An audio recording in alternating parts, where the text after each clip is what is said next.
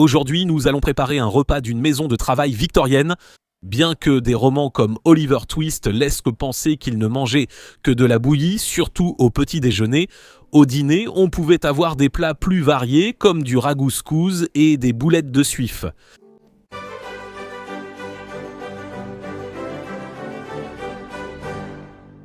Pendant l'époque victorienne, les maisons de travail en Grande-Bretagne n'étaient pas nouveaux. Ils existaient depuis quelques siècles. Ce qui a changé, ce sont les lois qui les régissaient. Quelque chose appelé la Nouvelle Loi sur les pauvres, par opposition à l'ancienne, a transformé ces institutions d'un lieu de charité en un lieu de, sinon exactement de punition, du moins en un dernier recours pour obtenir de l'aide. On croyait que si la maison de travail était trop confortable, cela inciterait en fait les gens à devenir pauvres ou à rester pauvres simplement pour profiter de l'aide gratuite. Ce n'était pas vraiment gratuit car vous travailliez durement 10 à 12 heures par jour, mais ils appelaient quand même cela une aumône.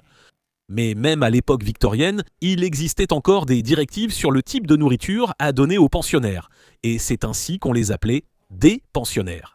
C'était souvent de la bouillie, un peu de pain et de la bière au petit déjeuner, puis du pain et du fromage au souper. Et au milieu de la journée, pour le dîner, on pouvait s'attendre à un peu de viande et de pommes de terre, ou un ragoût accompagné de quenelles de suif ou de pudding. J'ai trouvé 2 recettes prévues pour les maisons de travail à l'époque victorienne. L'une est pour un ragoût de viande appelé scouse, et l'autre est pour des quenelles de suif.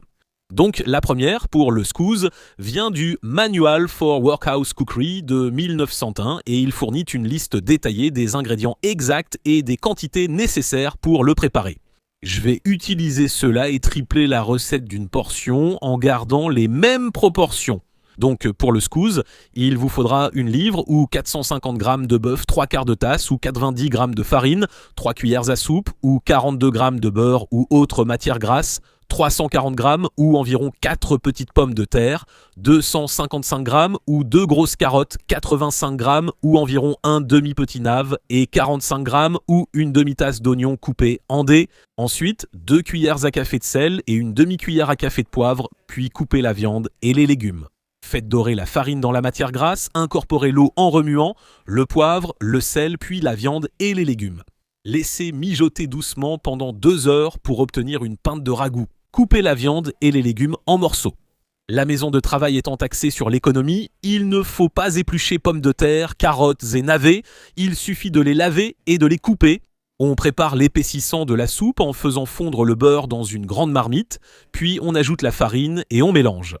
C'est un peu comme un roux très allégé car au lieu du ratio habituel d'1 pour 1 entre la farine et la matière grasse, ici, on a plutôt un ratio de 2 pour 1, donc 2 fois plus de farine que de matière grasse. Le mélange peut donc être assez sec, il faut bien le remuer pour éviter qu'il brûle. Donc, continuez à remuer à feu moyen pendant environ 5 minutes jusqu'à ce qu'il commence enfin à dorer sans brûler. Ensuite, vous pouvez verser un peu plus de 7 tasses d'eau. La recette exacte demanderait 3 pintes impériales, soit 1700 ml. Ensuite, mélangez bien et laissez mijoter. À ce moment-là, l'épaississant devrait bien se dissoudre.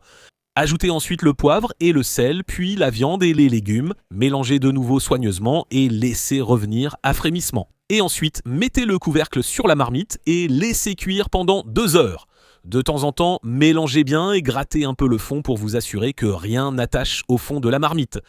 Et ensuite, en fait, c'est vraiment prêt à être mangé tel quel. Mais si vous voulez un peu plus d'énergie, vous savez, si vous cassez des pierres en gravier pour paver les routes de la Grande-Bretagne dans une maison de travail, alors je vous suggère de préparer des dumplings au gras de rognon. Et pour cela, nous nous tournons vers un livre écossais sur la gestion des hospices de toutes sortes, où une certaine mademoiselle F.A. Merchant fournit une recette qui demande 6 onces de farine, 2 onces de gras de rognon haché, un 16e d'once de levure chimique, 3/4 d'once de persil haché, du sel et du poivre. Mélangez tous les ingrédients secs en incorporant le gras de rognon à la farine, faites-en une pâte ferme avec de l'eau froide. Divisé en 10 ou 12 petits morceaux que l'on roule en boule en farinant bien l'extérieur. Déposez les boules dans le ragoût et faites cuire encore une demi-heure, puis servez. Pour les préparer, il vous faut environ 170 g de farine, un peu moins d'une tasse et demie, et 55 g de graisse de bœuf, un tiers de tasse. Si vous ne trouvez pas de graisse de bœuf ou ne pouvez pas en acheter, utilisez du beurre bien froid. Puis une demi-cuillère à café de levure chimique, une cuillère à café de sel, une demi-cuillère à café de poivre et 21 g de persil haché. C'est beaucoup de persil. C'est presque tout un bouquet de persil si seules les feuilles sont utilisées. Une fois finement hachées, cela donne environ une tasse. Donc, mélangez le sel, le poivre et la levure chimique avec la farine, puis ajoutez le persil et mélangez. Une fois que tout est bien réparti, vous pouvez ajouter le suif et il faut l'incorporer en le frottant dans la farine avec vos doigts. Et une fois que c'est bien incorporé, vous pouvez ajouter un peu d'eau froide. Je commencerai avec environ un quart de tasse d'eau et n'en ajouterai plus que si c'est nécessaire. Il faut juste assez d'eau pour que la pâte se tienne et puisse être façonnée en boules. Vous allez faire environ 10 à 12 boulettes. Une fois que vous avez roulé vos boulettes, vous pouvez les enrober d'une couche de farine, puis 30 minutes avant que votre skous soit prêt, ou environ 1h30 après le début de la cuisson, vous pouvez ajouter vos boulettes dans le ragoût. Remuez-les délicatement pour ne pas les casser, mais pour bien les enrober de liquide, puis remettez le couvercle sur la marmite et laissez cuire encore 30 minutes. Abonnez-vous à Tasting History avec Max Miller, cliquez sur j'aime pour soutenir la chaîne et découvrons ensemble la nourriture d'une workhouse victorienne pour voir si elle était vraiment aussi mauvaise qu'Oliver Twist le laisse croire. J'ai une recommandation de livre pour commencer, The Workhouse Cookbook par Peter Higginbottom. C'est une plongée très approfondie dans ce sujet et cela vaut absolument la peine d'être lu. Maintenant, pour parler des maisons de travail victoriennes, il faut vraiment revenir en arrière et voir pourquoi les maisons de travail existaient à l'origine. Et pour répondre à cela, nous devons remonter à l'une des années les plus importantes de toute l'histoire britannique, 1536. C'était le début de ce qu'on appelait la dissolution des monastères par Henri VIII.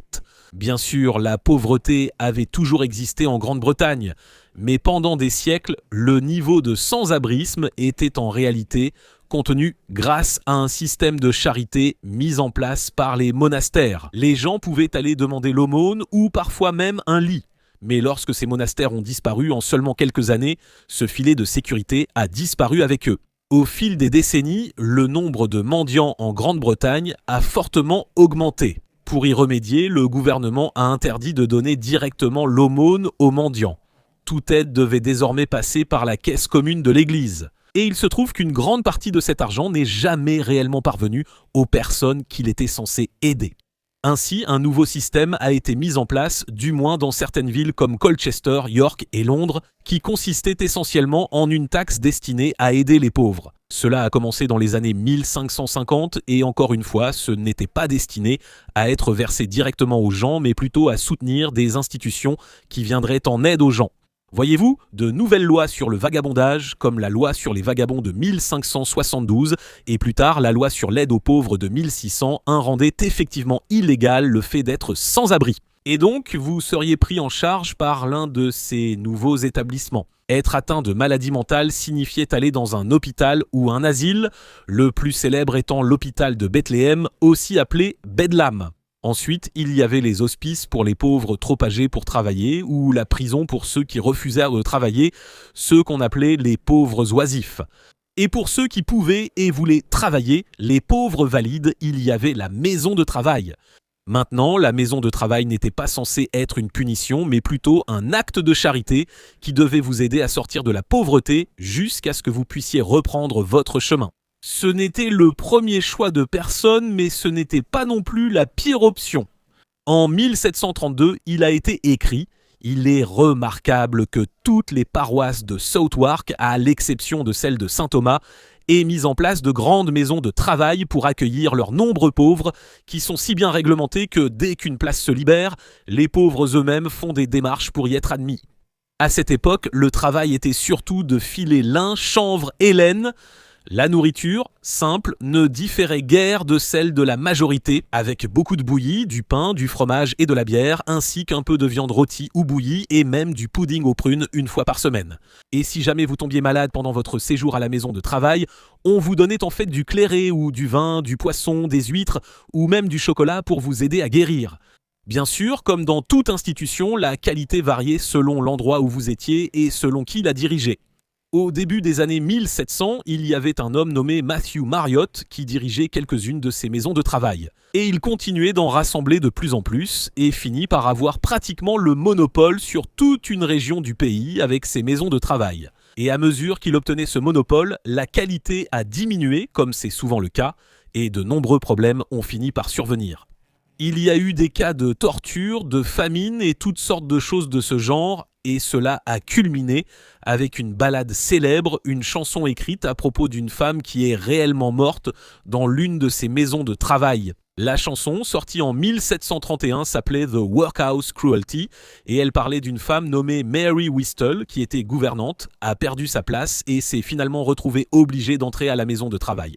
Et là, elle a fait quelque chose qui a offensé le gouverneur responsable de la maison de travail. Ce n'est pas précisé ce qu'elle a fait ni ce qu'il a fait, mais ils l'ont jetée dans la cave. Là, pendant 11 semaines, pauvre âme, elle est restée à moitié affamée, dévorée par la vermine, comme on dit. Des trous dans ses jambes, ses bras, ses hanches, ses cuisses, la vermine l'a rongée et dans sa tête aussi. Donc, en gros, elle est morte et a été dévorée par les rats. C'est vraiment très triste et c'est devenu un succès incroyable dans toute la Grande-Bretagne. Et cela a réellement eu des conséquences pour Matthew Marriott, qui a été déchu de son pouvoir sur toutes ses maisons de travail et a fini par mourir l'année suivante. C'est à cette période, au XVIIIe siècle, que la perception des pauvres commence à changer pour beaucoup de gens. Et cela est parfaitement illustré par la perception de deux boissons de l'époque, l'une étant la bière, l'autre le gin. La bière, généralement peu alcoolisée. Gin. Beer, typically low alcohol. La petite bière était la boisson principale de la société. Dans les workhouses, les hommes recevaient 2 pintes par jour, femmes et enfants, 1. Cependant, pour un travail pénible, la ration était plus élevée. Dans un workhouse du Suffolk, les blanchisseuses recevaient 8 pintes par jour. La bière était une boisson saine et elle est représentée dans la gravure Beer Street de William Hogarth, datée de 1751, qui montre des membres prospères et productifs de la société, tous en train de boire de la bière. Mais le gin, une boisson nouvelle et bien plus forte, venait à peine d'apparaître. J'ai d'ailleurs fait une vidéo sur la folie du gin à Londres, je mettrai le lien en description. Mais en gros, il a très vite été considéré comme une boisson associée aux pauvres, à la lie de la société et au péché. Et cela est illustré dans une autre gravure de Hogarth, Gin Lane, où les pauvres de Londres vivent dans la misère. Ils se battent avec des chiens pour des os, négligeant leurs enfants, puis meurent simplement dans la pauvreté. Et un témoignage de 1725 dit que beaucoup de pauvres choisissaient de peiner à subvenir au strict nécessaire et de continuer à vivre affamés, avec la liberté de fréquenter les boutiques d'eau-de-vie et d'autres établissements similaires, plutôt que de se soumettre à vivre régulièrement dans l'abondance. Dans cette citation, il s'agissait d'eau-de-vie, mais très vite ce serait le gin qui deviendrait le principal coupable. Ils ont choisi de boire du gin, ils ont choisi de vivre ainsi, ils ont choisi d'être pauvres. C'est devenu l'idée reçue. Avant cela, très souvent, les pauvres étaient appelés les infortunés, ce qui signifiait qu'ils étaient donc pauvres, oui, mais que ce n'était pas de leur fait. C'était la fortune, littéralement, simplement les circonstances qui les rendaient pauvres. Mais à la fin du XVIIIe siècle, on commença à penser que ce n'était pas la fortune qui en était la cause, mais plutôt leur propre iniquité qui les rendait pauvres. Cela a changé la façon dont les pauvres étaient traités, surtout dans ces institutions. On est passé de la charité à une forme de punition, en essayant de changer leur comportement, en rendant les conditions dans les maisons de travail si inconfortables qu'ils choisiraient simplement de ne plus y être, de ne plus être pauvres. C'était vraiment l'état d'esprit d'Ebenezer Scrooge dans Un chant de Noël, mais cela vient du fait que c'était aussi l'état d'esprit d'une grande partie de la société victorienne. Et cette vision a essentiellement été inscrite dans la loi en 1834 avec ce qu'on appelait la nouvelle loi sur les pauvres. Là, le travail dans les maisons de travail a vraiment changé. Alors que certains faisaient encore la lessive, la couture, la cordonnerie ou la vannerie, d'autres travaillaient dans des métiers plus durs comme la maçonnerie, couper du bois ou même casser des pierres, devenus courants. Il y avait même le travail littéral d'écraser des os pour en faire de l'engrais, des os d'animaux, pas les vôtres, mais cela restait de l'écrasement d'os. Cette période a également vu une standardisation de la cuisine servie aux pensionnaires des hospices, car dans certains hospices, notamment en milieu rural, on constatait qu'ils mangeaient trop bien, ce qu'on appelait la philanthropie bedonnante. Ces nouvelles lois ont consacré ce qu'on appelait le principe de moindre éligibilité, qui dictait essentiellement que aucun aspect de la vie à l'asile, y compris la nourriture, ne devait être supérieur ou égal au mode de subsistance ordinaire des classes laborieuses du voisinage. La crainte était que si on les nourrissait bien, cela inciterait les gens à vouloir devenir pauvres ou à rester pauvres et à vivre dans ces maisons de travail. Ainsi, en 1835, le commissaire aux lois sur les pauvres, Charles Mott, a établi des régimes alimentaires quotidiens pour les hommes, les femmes, les enfants de moins de 9 ans et les personnes de plus de 60 ans. Et ce n'est pas comme s'il faisait preuve d'une cruauté particulière en établissant ce régime. Il voulait simplement que ce soit standardisé et s'assurer que les gens aient juste assez de calories pour pouvoir accomplir le travail qu'ils étaient censés faire à l'asile de pauvres. Le nouveau système donnait aux hommes valides 6 onces de pain et une pinte et demie de bouillie pour le petit déjeuner, 5 onces de viande et une demi-livre de pommes de terre, ou une pinte et demie de soupe pour le dîner, plus un peu de suif et du riz au lait une fois par semaine. Ensuite, pour le souper, c'était 6 onces de pain et soit un peu de bouillon, soit 2 onces de fromage. Les femmes recevaient à peu près la même chose, mais seulement 5 onces de pain au lieu de 6. À première vue, cette série de repas semble vraiment assez nutritive et équivalente, voire supérieure, à ce que la plupart des gens en Grande-Bretagne recevaient. Mais si la quantité pouvait sembler suffisante, il s'avère que la qualité, elle, ne l'était absolument pas. Lorsque Charles Shaw a écrit sur son enfance dans un hospice du Staffordshire dans les années 1840, il a décrit sa première rencontre avec la skilly de l'hospice, le terme local pour la bouillie. J'avais entendu parler de la skilly de l'hospice, mais je n'en avais jamais vu. J'avais mangé de la mauvaise nourriture, mais jamais rien d'aussi misérable que cela. Par quelle rare alchimie culinaire de nausées et de sottises abyssales on pouvait rendre cela aussi écœurant, je n'ai jamais pu le comprendre. Un simple mélange de farine et d'eau, même avec très peu de farine, serait mangeable s'il était correctement bouilli. Mais cette décoction de farine et d'eau, avec son goût de moisi et de renfermé, était des plus répugnantes pour quiconque était en bonne santé. Cela aurait pu être bouilli dans de vieux vêtements qui avaient été portés sur des corps en sueur pendant 70 ans. Cette skilly de l'asile était le mélange le plus immonde que j'ai jamais goûté, d'une insipidité indicible, et on aurait dit qu'elle n'avait jamais été préparée dans un pays où le sucre ou le sel existait. Lorsqu'un chirurgien a visité le workhouse de la Sheffield Union, il se souvient avoir été invité à goûter la soupe du jour. J'ai eu l'imprudence d'en prendre une tasse bien pleine avec un morceau de leur excellent pain, et j'ai payé le prix par une violente crise d'indigestion. Les cafards noirs sont une véritable nuisance et il arrive qu'ils se retrouvent dans la nourriture, mais des mesures énergiques sont prises pour les décimer. Les responsables de la workhouse, appelés les administrateurs, essayaient de faire en sorte que le public ne sache pas vraiment à quel point les conditions pouvaient être horribles. Ils faisaient des choses comme inviter des journalistes à visiter la workhouse et leur offrir à manger, mais ils le faisaient toujours de la meilleure façon possible et ils nettoyaient tout comme moi, quand j'ai des invités pour que personne ne voit comment je vis vraiment. Cela, bien sûr, menait à des articles dans les journaux comme en 1841 qui disaient que les pensionnaires avaient récemment dîné. Nous goûtons la nourriture qui a constitué leur repas et nous reconnaissons que le pudding au suif, le pain et le fromage sont d'une qualité égale à ce que l'on peut trouver dans les garde-manger des plus riches. Ouais, c'est ça. Mais le public n'était bien sûr pas dupe, car trop de vraies personnes entraient et sortaient des workhouses pour que ce genre de choses reste secret, et c'est ainsi que l'on obtient des romans comme Oliver Twist. Mais l'une de mes critiques préférées concernant la nourriture dans les workhouses a en fait été publiée en 1838 dans les journaux à travers tout le pays, et c'est absolument brillant. C'est une reformulation de l'acte 4, scène 1 de la pièce Macbeth, l'une de mes pièces préférées. C'est la scène où les 3 sorcières sont au-dessus du chaudron en train de préparer quelque chose et elles disent « double peine et malheur ». Mais au lieu de 3 sorcières, ce sont 3 administrateurs de la workhouse qui préparent de la nourriture pour les pensionnaires. 3 fois le pauvre mourant a gémi et 1 fois son enfant affamé a pleuré. Pourriture, mauvais alcool crie « il est temps, il est temps ». Double peine et trouble que le feu brûle et que le chaudron bouillonne, coquilles d'huîtres, griffes de poulet, canetons et entrailles, jabots de dinde, portes achetées et farine moisie, mottes et résidus, talons graisseux.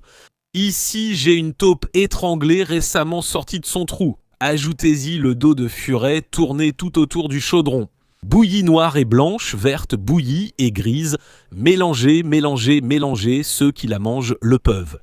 Maintenant, pour l'eau, rendez-la bien claire, mettez-en une bonne quantité, cela fera sourire les pauvres. Je n'ai pas tout lu, c'est long mais brillant. Je vais donc l'inclure dans la prochaine newsletter de Tasting History, à laquelle vous pouvez vous inscrire sur tastinghistory.com. Maintenant, ceci et d'autres œuvres, comme Oliver Twist, ont en fait provoqué des protestations publiques.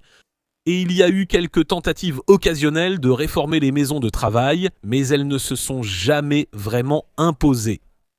Parce que même aussi tard qu'aux années 1890, lorsqu'un homme politique britannique nommé George Lansbury a visité une maison de travail dans un cadre officiel, en quelque sorte un inspecteur, un poste connu sous le nom de Guardian of the Poor. Il a écrit que la nourriture était principalement du skilly, du pain, de la margarine, du fromage et de la viande dure et coriace avec des légumes et parfois des portions de poissons salés et séchés. Lors d'une visite, j'ai inspecté le souper à base de bouillie d'avoine, servi cette fois avec des morceaux noirs flottant à la surface. En regardant de plus près, nous avons trouvé des crottes de rats et de souris. J'ai appelé la responsable qui s'est aussitôt opposée, assurant que la bouillie était saine. « Très bien, madame », ai-je répondu en prenant un bol et une cuillère. « Tenez, mangez-en une bouchée et je reconnaîtrai que j'ai tort. »« Oh non, non, dit la noble dame, cette nourriture n'est pas pour moi et elle est suffisamment bonne et saine pour ceux qui en veulent. » J'ai piétiné et crié jusqu'à ce que le docteur et le directeur arrivent tous les deux, et tous deux ont plaidé que c'était une erreur, puis ils ont aussitôt servi du cacao, du pain et de la margarine. Il y a eu un scandale qui a vraiment fait sourciller tout le monde, c'était en mars 1897, lorsqu'un certain monsieur John Lobb, ou Lobb, je ne sais pas comment il le prononçait, qui faisait partie du conseil d'administration de l'un des hospices, a décidé qu'il ne devrait pas le faire. Probablement, après chaque réunion hebdomadaire, il ne devrait pas organiser un grand dîner à quelques mètres seulement des indigents très mal nourris qui vivaient dans l'hospice. Il pensait qu'un déjeuner serait suffisant. Il estimait que des affaires qui ne prenaient qu'1 heure et demie ne justifièrent pas cela. Un dîner composé de 3 sortes de poissons, de morceaux de mouton ou de bœuf, de volaille, d'une variété de pudding et de desserts, de fromage, de beurre, de biscuits et de céleri, accompagné d'une sélection de vins blancs du Rhin, de Bordeaux, de Champagne et de whisky. Il ne pense pas non plus qu'un dessert composé d'ananas, d'amandes et de raisins secs soit justifié par le déroulement des débats.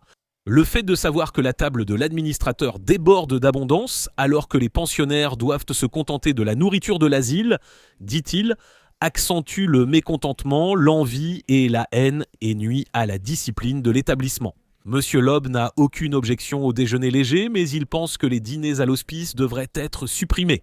Un vote a été organisé et, bien sûr, la proposition de Monsieur Lobb a été largement rejetée et les grands dîners ont continué. Ce n'est qu'en 1929 que les maisons de travail ont commencé à fermer et que de nouvelles formes d'aide publique ont commencé à les remplacer dans la société britannique. Mais avant de nous réjouir de la fermeture de l'hospice pour indigents, essayons de manger l'un des repas que ceux qui y vivaient auraient mangé, sans les crottes de rat. Donc, après cette demi-heure de cuisson, les boulettes devraient avoir bien gonflé et le ragoût est prêt à être servi.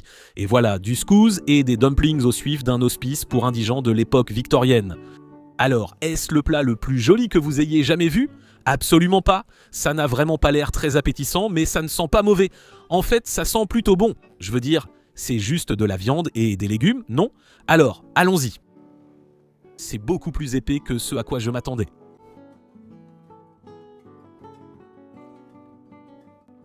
C'est en fait plutôt bon. Je veux dire, c'est vraiment un ragoût épais avec des légumes et de la viande. Je veux dire, ça a exactement le goût d'un ragoût de viande ordinaire. Je ne sais pas à quoi je m'attendais, mais c'est très bon. Laisse-moi goûter un de ces dumplings. Alors les dumplings sont très épais, un peu moelleux, mais aussi assez denses. Voilà.